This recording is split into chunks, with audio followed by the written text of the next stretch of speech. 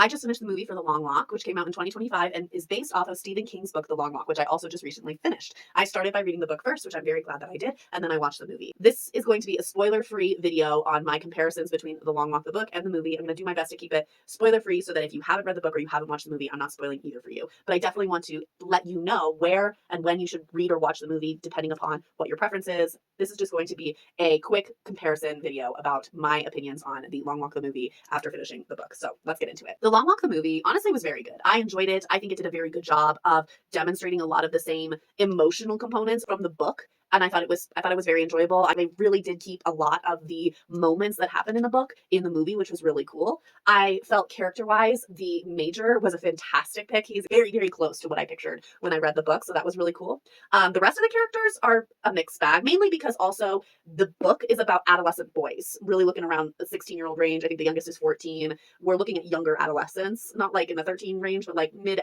teenagers, but they are adolescent boys, versus the movie indicated that 18 was the cutoff for the youngest and everyone was older than that. So the movie was really young adult men versus adolescent boys. And I will say, I think it was good either way. I prefer the adolescent boys. I prefer the lesson that comes in this because I started here, but I think both are really great. I think the movie gives off different intentions than the book, different life lessons than the book. The movie is more about existential thought and about overcoming and teamwork, and that was really interesting, and sacrifice, versus the book is more hopeless, to be completely honest. And I feel like the book is more what I was expecting from Stephen King in comparison. In comparing these two things, I think when it comes to the fear and the sense of dread and the hopelessness that can come from a rat race in life, like that is really displayed in the book more so than the movie. I think the movie really tried to take a different angle, be a little bit more like a, take away from a director's cut version of the story, which is the book, and more of a, how do we let people leave the theater not completely emotionally destroyed, I guess.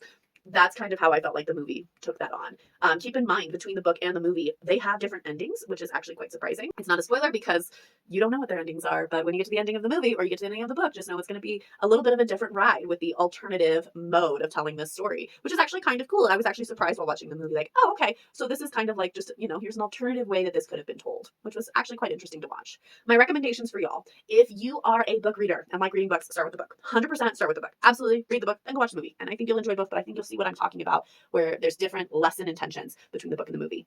If you are interested in the story, but you're not really sure about reading the book, it makes you a little and you're not really interested in it, you can totally start with the movie. I think you'll still get a lot of the same vibes, kind of the same moments, the same events. There's a lot of similar events. You'll still get the disgustingness of it. You'll still get the wide range of emotions in the movie that you would get in the book as well. So feel free to start with the movie. Also, if you're not a super big reader, or if Stephen King reading him is just something that you are not really down to do, that's fine. I will say, I do think if you're scared about reading Stephen King because of his name, because of what you know about him being a horror author, genuinely, I would give The Long Walk a shot, because this is not terrifying, in my opinion. This is tragic. It is a tragedy, but I wouldn't call this particularly like horrifying or terrifying. It's just, really sad and interesting and a really cool character exploration. A big difference also between the movie and the book is that the movie tries to give a little bit more meaning behind the characters' decisions, whereas the book allows the characters to be foolish adolescents. And I feel like I really like that element. And I like the fact that the author can make us care about these characters, even though they're all quite immature, quite foolish.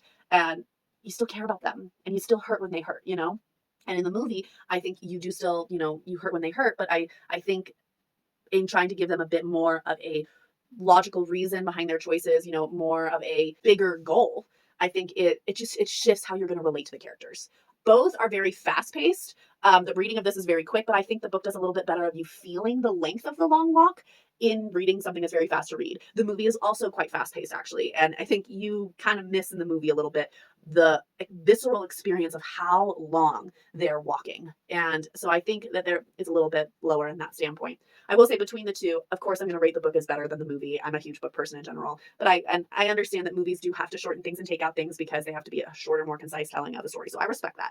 But yes, of course, I love the book more, obviously. I don't think that the movie did a bad job. I think it's interesting. I think it asks some very fascinating questions. I think it asks some of the same questions and some different questions. I think this book also asks other questions that aren't brought up in the movie. I think the director made choices that I think were interesting to watch on the screen, but also made choices that I missed. I wish kind of that I had been able to see The Long Walk from an adolescent's perspective in the movie rather than a young adult perspective. So overall, I rated The Long Walk a 3.9, mainly because it lacks a ton of world building. The book lacks a ton of world building. The movie actually does a little bit better on this front. There's a bit more world building, a bit more better explanation for why the Long Walk exists. But I definitely actually enjoyed a little bit more the mystery, but also like the explanation of individuals, especially the culture being fascinated with the Long Walk, and the explanation of how human cultures have always been like this, where we've had gladiator matches, where people, a guillotining would be a public event that people would go watch. Like, we crave looking at the hard to watch, the violent, and you can see remnants of it, arguably, in today's sports and how violent they also can be. We try to maintain rules for protection, but I mean, even with pro football, the amount of traumatic brain injuries is kind of insane for down the line long term. But still, overall, I think it was an excellent book. I think it was an excellent movie. I recommend both, and I hope whichever you choose, or if you choose to read and watch The Long Walk, I hope that you have a great time. But that would be my movie and book comparison review. It's also important to note that the rules for The Long Walk are slightly different than the rules in the movie, which I also thought was interesting and provided opportunities for different lessons to show up in the book, different lessons in the movie. So they really do tell very similar stories with similar things happening, but also at the same time, they tell different stories. And there's certain moments that I understand why they didn't include it in the movie, but I think they were really valuable elements of the book. So I'm always going to promote reading the book. So regardless, though, that is my book movie comparison for The Long Walk. And I hope in whatever medium you decide to enjoy this content, and in whatever order, that you have a good time enjoying The Long Walk as well. So keep reading what you love, keep watching movies that you love, and I will see you next time.